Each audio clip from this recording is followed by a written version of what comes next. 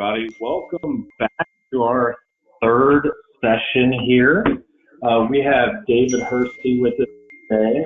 David is very experienced FedEx ground contractor who is going to share with us some of the wisdom of long. Sorry, we're starting a couple minutes late. Technical difficulties, but David, just give us a bit of your background or some of that. You're cutting in and out a bit. I couldn't hear all that. I'm so sorry. If you want to give us some of your background and tell us about some of the wisdom you want to share with us today, it'd be a great place to start.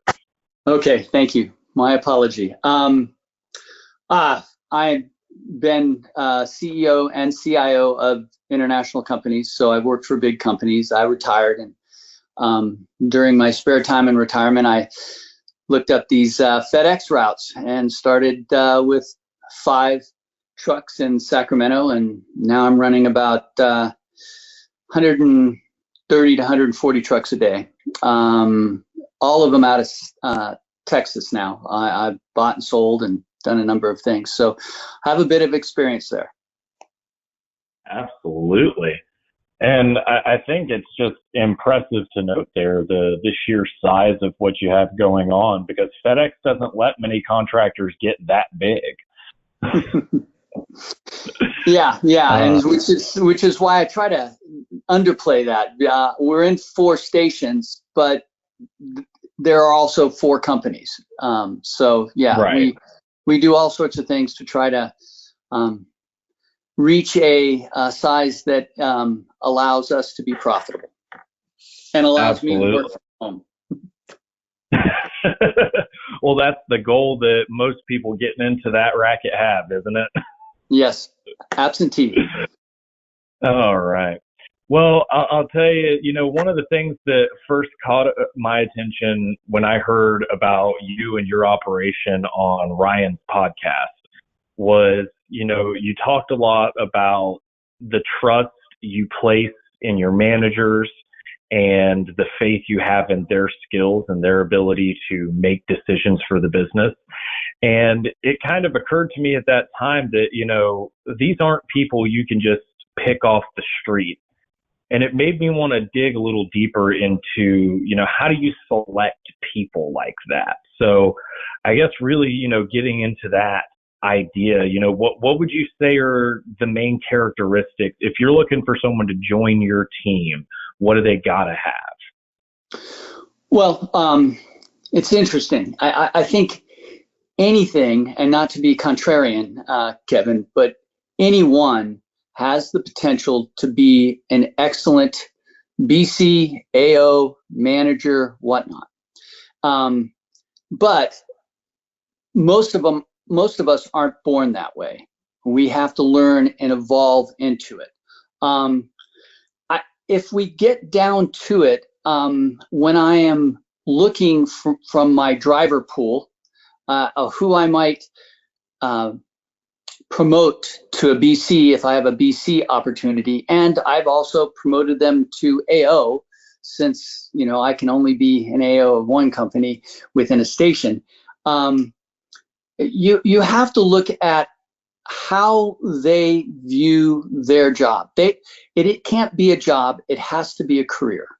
All right. And a lot of people get a little confused with that. And that's one of the things that you try to start off with in the initial training of any driver, is that you're looking at making a career, not a job. And that has everything to do with how you put them into it, what kind of attention you give them, how you train them, not just how to use the scanner and how to, follow a route plan and, all the different codes, but also what's behind it all. Why is it important? Because once you do that, you're able to provide them with what would be called job enrichments, which is the ability to give them a little more responsibility, a little bigger scope, and a little more challenge. You talk to most BCs and drivers that they think of that as more boxes, more stops per hour, and whatnot. And no, that's not it. Responsibility might be making sure that 2-3 trucks on the line are always taken care of. You know, even though they're not the primary driver, they can work with the other drivers to make sure, especially if somebody doesn't show up, how are we going to handle that? So looking at job enrichment and those folks that are looking as a career will help you identify potential management personnel. I think the other thing that I would say on this is that if I were to ask you, Kevin, if you want to make a car go faster, what do you need? You need more horsepower. You know, I mean, that's what makes it move, right? So when we are trying to motivate people, it's the same thing.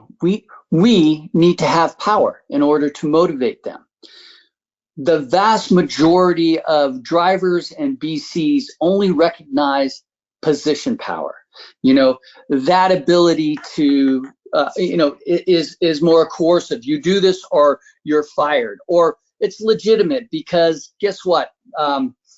The AO told me that you're the boss, you know, or you can provide rewards, you know, such as raises and whatnot. That's position power. However, the vast majority of work, when it gets really difficult, should be done through a personal power and is accomplished through personal power. Now, personal power, you know, you can be an expert at something. You can have information others don't have. You can be referenced. In other words, they like you. You've paid attention. You understand what they are doing, and they would like to make sure they do things for you. That is personal power. And when, you know, when we're sitting here on a Monday and there are way more big boxes than expected out of DRO, and they're filling up all the trucks, and you're going, oh, heck, how am I going to do this? You can yell and you can say, if you don't do this, you're fired. Or you can sit down and say, hey, here's the situation. Let's figure a way out to do this and let's get going. Now, if you're in a burning building, you don't lean back on personal power. You know, you don't sit in a circle, hold hands and sing Kumbaya. Kumbaya, how are we going to get out of here? Somebody takes control and gives directives right away. But when you're trying to deal with things daily, it is best if people learn more about position power. And that really helps when I'm identifying, to your question, Kevin, and I took a few bunny trails to get there, people that can step to the next level of as a BC. I am looking at folks that understand position power as well as personal power. Vast majority of BCs work just with position power, but I have seen some of the most effective, strongest leaders have a great balance between the two and lean a little more towards personal power. Outstanding. So that sets a really great stage for kind of the next question, because you talk about not only people who are able to identify when to use those two different strengths, but people who are able to encompass that ability without abusing it. Because like you said, position power has to be used sometimes, but when someone starts flaunting it and it's all they ever use, nobody really likes to work for that person. So how do you identify that in the people that you're going to move up or bring onto your team? Like what are the things that show you that person is exhibiting those characteristics? It's a great question, Kevin. First off, you have to bring it into your conversation. You have to talk to them about position power and personal power so that they understand the difference. Most people don't. Most people see it, I'm the boss, you're going to do what I say, which of course is position power.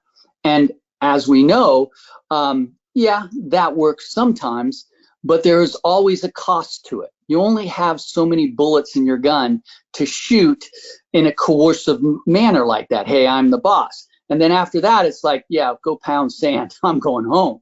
So you first have to have the conversation and know it yourself and be able to identify. And what I find is those opportunities where you see somebody using good personal power to say, hey, you did a great job right there, listening to them, explaining what you're asking them to do, so that you're drawing them in to you. Now, it's important to understand that position power is always given to you by your boss. All right? The guy above you gives you position power to dictate and do things, reward, coercive, whatever you want to those folks working for you. Position power, personal power is given to you by the follower. So your drivers will give you that personal power. And you build that by, hey, how are you doing on this? What's going on over here? Being interested in what's happening. And heck, in the heat wave that we're here, always having a gallon of water in your truck, in the trucks, bringing ice by every day, to put in an ice box, to talk to them about why they're doing something this way, or ask them for their opinion about doing something. That's building your personal power. So when you see it happening, that's when you say, hey, very good job. It was great use of personal power. And then explain that a little more to them. As you do that, you will train your drivers more on those position and personal power, so you can see who would be best to step up. Because if not, what ends up happening is you take your best driver and you promote them so that they're ineffective. If your best driver is the one that you want to bring into this position that you're looking at, then you better start working with them and understanding both position and personal power, so that when that opportunity comes up, you don't do a great example of the Peter principle, promoting to the most unable position they could be in. So, right. that would be how I'd answer your question. No, I think that's a great point to make too, is that, the consequences of choosing the wrong person for those positions can be very dire on your business, and especially when you, as you had said, promote people beyond their capabilities or beyond their education or what they know. And like you said, anybody can be educated to the point of being effective in that role, but it takes that personal desire to want to learn it. So I think those are really great points. I kind of want to switch gears a little bit and talk about, now that you've selected the people for your team, how do you keep them on? Because one thing that my company does is recruiting. And I know every single day we're talking to AOs, we're talking to contractors on the line haul side and other truckload companies about how desperate everybody is for drivers right now. Right. And that can't be a position that you would be very comfortable in, running as many routes as you do. So I know you've got a solution for it. I wish I had a magic solution for it. And full disclosure, I do know that one of my contracts today has a truck parked. We had 3 call-ins, and we parked the truck. But we do that with the understanding that we have prioritization. Safety is always first. Second, pickups. We cannot miss pickups and pickup windows. Third, we want to make sure that we're delivering all businesses, because those are generally the multiple packages. So it brings down your ILS score, the more packages you get on a stop. And then finally, we can clean up with residences in the afternoon and try to bring anyone else who's getting done a little early or within the time frame to do that. Now, if you don't have a great team, most people will just drive in and, sign off their scanner and walk away. But if you have built this more as a career, and you have incentive programs in there that help you, you can minimize the impact of having a truck parked. You like to minimize that the day before. If that night there's questionable, then what my BCs will do is use DRO to send those very large packages and multiple stop packages to its own area that can be done as a cleanup, so that we can get them done quickly and taken care of. Just bring the package count down. So ultimately, if you've worked with your employees as careers, you listen to them, help them learn a little more, because when you take over a contract and you've got experienced drivers, the last thing they ever want to hear is there's going to be change. They know what they're doing. So it's how you bring that in to the fold helps you out. I think one of the great examples would be DRO. When DRO was first brought in, it was brought in as a tool for everybody, the way they're supposed to set up. You weren't supposed to make it look like AWOD and have every zone touching each other. It should allow the system to do things. But the problem is, experienced drivers, when they set up the truck, this side of the truck was for this side of the town, and this side of the truck was for the other. They had it set up the way they want, and now you're doing it by zones. And sometimes they drive right by a stop they know they have in the truck, but it's not bringing them there. And the reason it's not is because, well, one, it knows you have a pickup somewhere and wants to minimize the amount of time it takes you to get that pickup. Or two, it knows that you're going to be coming back in that direction, and it's more efficient to catch it on your way back. So in the beginning in DRO, nobody explained any of that. They just said, do this way. And so everybody got all flabbergasted, and they ended up, even FedEx made everybody look like it was AWOT, because they did not provide the information that would allow them to absorb this into their new world. A change is difficult. And if you don't know why, and if you don't understand the parts of that change, it's going to be very hard for you to accept it. Did that answer your question? I think so. So it kind of sounds like to me that making sure your employees are aware not only of their own performance, but of what's going on in the business, keeping them keyed in. And, I think a lot of managers in industries all across business have a tendency to treat their employees like mushrooms and kind of feed them crap and keep them in the dark. And I think that you're right. If you tell your people what's going on, they're not only more apt to help you solve those problems, but they feel a personal involvement in the success of the company, and that makes them want to stay around. And you just talked about a career versus a job. You're always, it's just a job. You can go, and believe me, they can go anywhere else and get that job. In that case, the only thing that's keeping them there is pay. And you sit there and go, well, I need to give them more pay. Well, the fact of the matter is pay is important. If you, there's Maslow's hierarchy of needs out there. You start with the physiological, you need to eat. Those are things that you have to take care of that before you have to worry about safety, whether you have a house over your head or, what's going on. But once you get that, then you're going to worry about your safety, And then once you don't feel you're going to die today, then you can be a little more social. That's the next one. You worry about being social and what are you doing in there. And when you feel like you've got that down, then the next one you work on is esteem. How do I deal with my esteem? How do I feel good about myself? And then finally, the top level, the fifth level of Maslow's hierarchy of needs is self-actualization. What makes me feel good about why I'm here in the world? How do I positively impact that?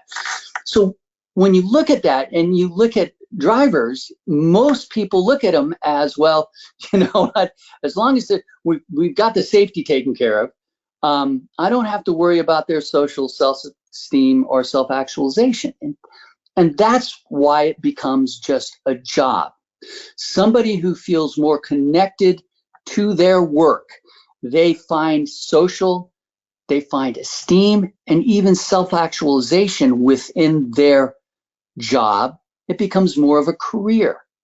And if you have a career and you have those are more important than actual dollars right off the bat. I'm not trying to say, hey, you can pay everybody less, but you don't have to monetize everything.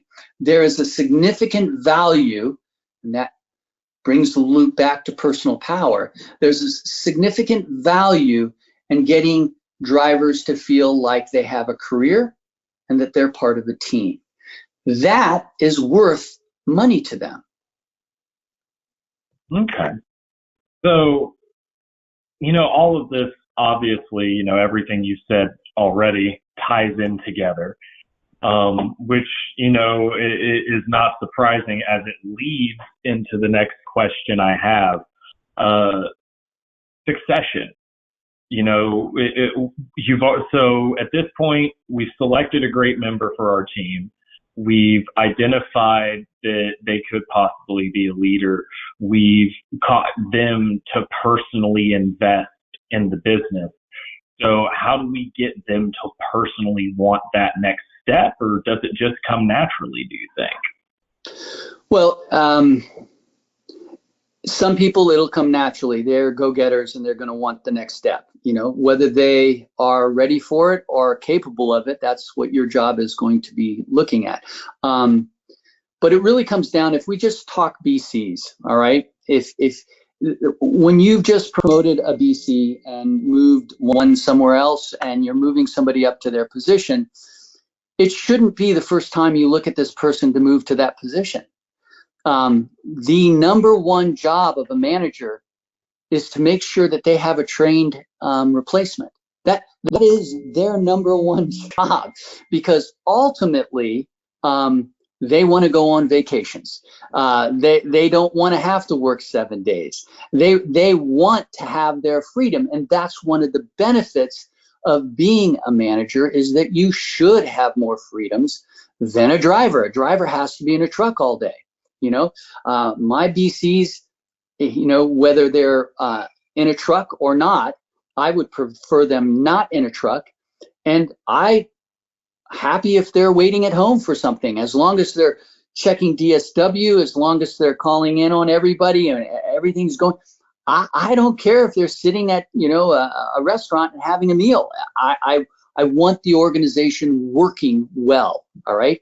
And they'll know when they need to be in a truck. They'll know when they need to check on people and whatnot. So to address that directly, the moment somebody is a BC, one of their very important tasks is to be able to identify who their second is.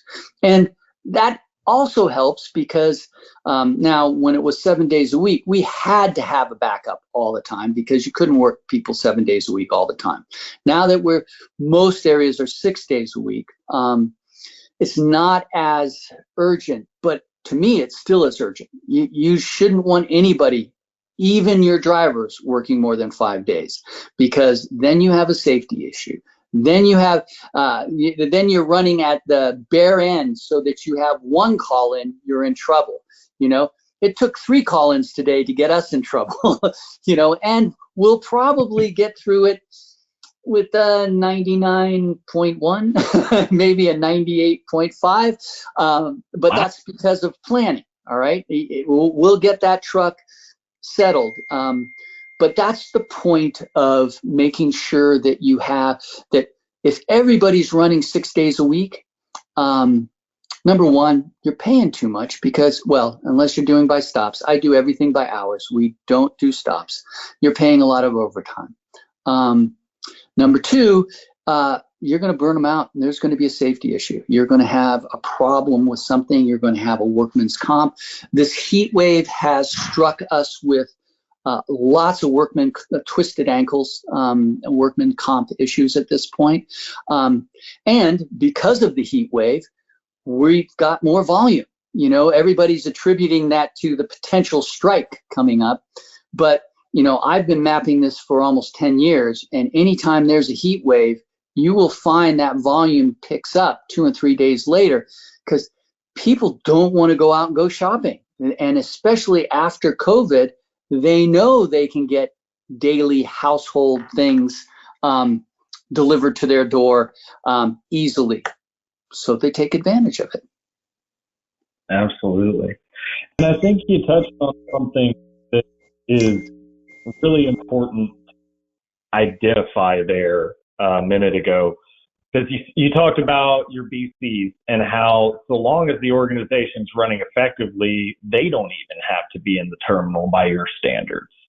So how do you, obviously, you know, we've done a lot up until this point to prevent this from happening, but how do you toe that line between setting those standards and expectations for accountability and how the business should run, and kind of handing them the reins and saying, it's yours, run it and make it successful?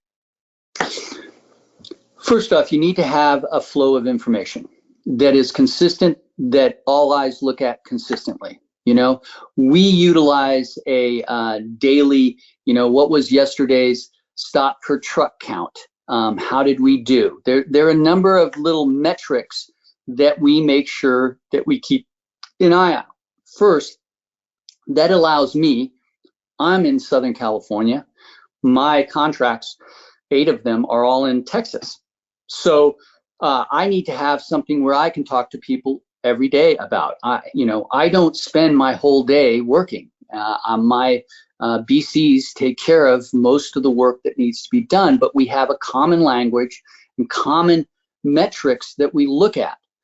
With that metrics, it doesn't, you know, if they're able to get that done by sitting at home all day, fine. They won't be able to get it done by sitting at home all day, because you set that metrics goals to make sure we're being as efficient and cost effective as possible.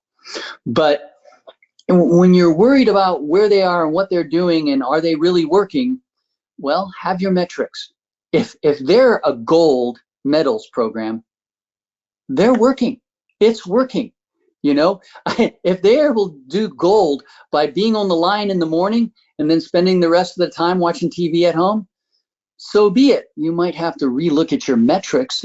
You might not be as efficient as you could be, but you know, it comes down to those metrics. And it's one of those things that was I learned. Having organizations back when I was, in the C-suites that were around the world, you couldn't, time of day, whatnot, it's 8 hours different from here to London, you have all of these different things that you have to deal with. And so you can't be on top of it, making sure that's a waste of my time. It's more important that I have metrics that let me understand what's going on.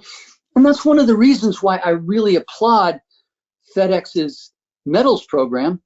Transparency could be quite a bit better so that we could use it a little better. But I love that we have a growing metrics that we can see that our clients are comfortable with what we're doing. And if our clients are comfortable with what we're doing, and if we're making money, then something's going well at this point. And that's what we should be looking at, not where they're sitting at this moment. I used to have an old mentor of mine by the name of Robert, and one of his favorite things to say was, you can't argue with numbers. They're always right. Yes. But I think that's really wise, because, so long as you and the people you're working with have a clear understanding of what success is, you both have that vision, and you share a mutual respect for it, then there is no arguing about whether or not the job's being done. And if you have people who are accountable not only to themselves, but to you as well, then everything should go well at that point, which, of course, takes me to the next thing I wanted to ask you about. So now we've got a really effective leadership team in place at our business. What about our drivers? We can't always control that. And I know that sometimes keeping that morale on the right track is the hardest part of running one of these businesses. Yes. So we go. This actually comes full circle to where we started. All right. Yep. Is that a lot of the time drivers feel as long as they're not talked to, they're doing well. But that doesn't make them feel good. But they think, well, the boss isn't yelling at me, so I must be okay. And that's a fundamental problem because you build your personal power by interaction. So a BC should take time. We have numbers. We see somebody who did real well yesterday. It shouldn't just be assumed they're a great driver and that's why they did real well. Come to them. Say, hey, you did great. Anything special happened yesterday? What went on that let you get to that? Listen to them. That interaction right there could take maybe 60 seconds, maybe 90 seconds, and you will have built personal power with them. And you will have begun working with a driver that thinks that it's more, moving away from just a job, but more of a career. They're adding something more than just putting a box by a door or getting a signature. So that's kind of the full swing back. You engage those drivers by the facts and data that you're doing, and when they've done a good job, you can see that when you get a new manager at FedEx, they're all about boom, boom, boom, boom. What went wrong? This has to be done. This has to be done. Then you can see where they've gone through some training, because now every once in a while they'll send out, oh, good job. Your KIs are 100%. This quarter or whatnot, because that's important. But it's important not to just send an email with it, but it is important to look them in the eye. That's why while I'm here, I definitely go to Texas at least 4 times a year, and I'm definitely there for a week or more of peak. So I'm in a truck if I need to be. I'm helping loading trucks when they're going. I can talk with people. I know them enough because even though I don't see them often, I see their payroll. I see the metrics that are being done. And so you can build that personal power. You already have the position power. They know you're the boss. Right. But you get that personal power. And with that personal power, you can look at them and say, I know it's 9 o'clock, but any chance, I'm going to go run these out. Could you go run these out in the other direction? 9 out of 10 times they're going to do it. They're getting paid overtime, but more importantly, they're doing it because they like being part of the team. Now, I'm making it sound like in my organizations we do this well. We do it very well. There's a whole spectrum of how we do on this. There are some places we're doing really poor on, and some places we're doing real well. I don't want listeners of the podcast to think, oh yeah, they got it nailed. No, we don't. Not at all. But at least we have enough light being shown on it that when something does come up, we have an idea how to solve it more than fire him and more than give him more money. Because those are the 2 bullets that generally come out, or just yell at him some more. So what we're talking about right here, Kevin, is how do we build few more tools to use other than yelling and firing or money. I think it's uncanny how much you keep leading into my next point on your own, because the last point I have was to ask about what are the red flags.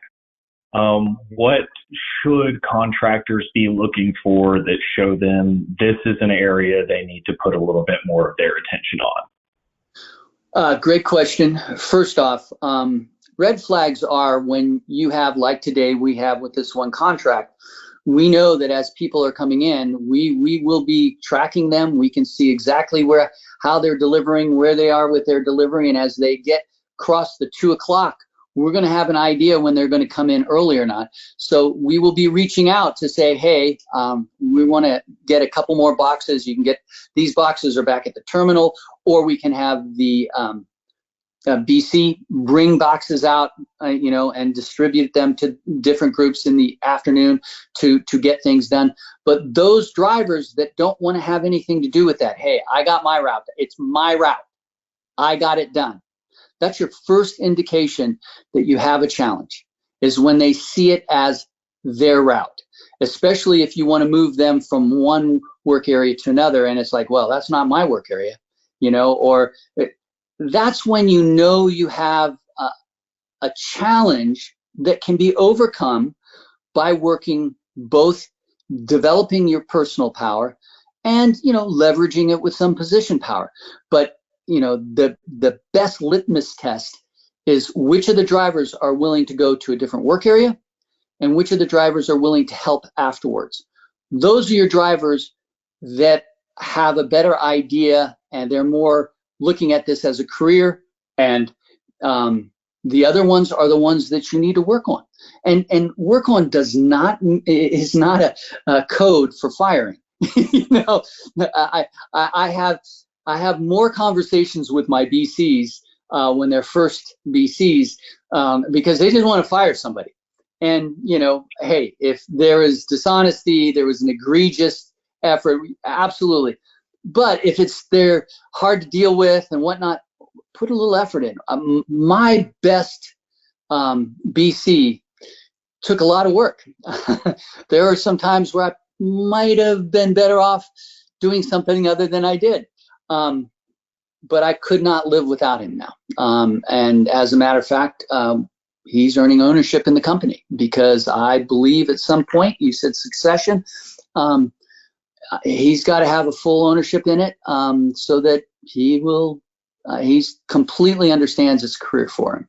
But, you can't do that with everyone. But it is important when you're evaluating and looking at your drivers, those that are helpful, excellent. Keep it.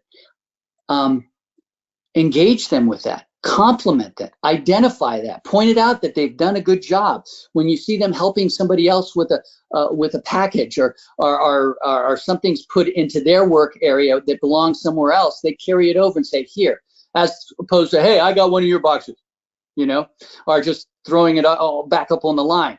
There are these little things that, it's like the old, what's the most powerful force in the world? Well, it can be a drop of water that drips every second for 2 million years. It can completely erode a huge mass of rock that you couldn't have done dynamite or whatnot to get it done. It's that consistent drip.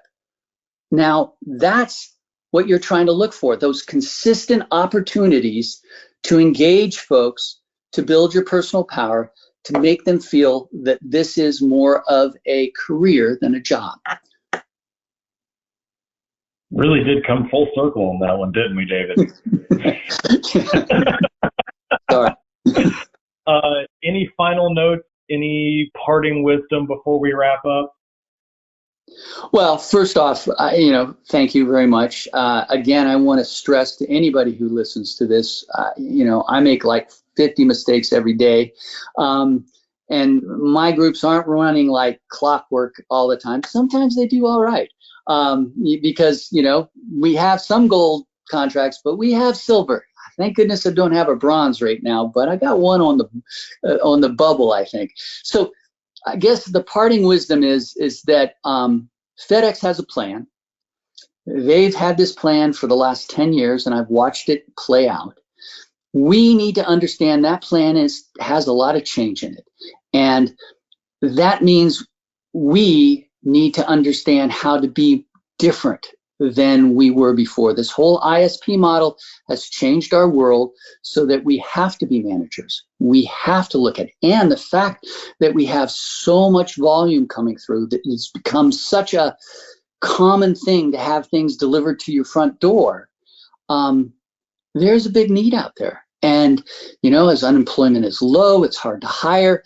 If we use the old ways where, we get somebody, we get them in there, as soon as we're ready to send them, we send them with 100 stops the first time out, they're on the side of the road crying after 4 or 5 hours because they can't get it done. And you go yell at them for not getting it done. We've got to change that process, or we will not keep up with the business. And I think those are wise words in every industry, not just the ground or P&D delivery contracting. But thank you, David, so much for your time today and taking the time to share some of this with us. And hopefully we'll get to talk again soon. All right. Thank you, Kevin. Thanks, David.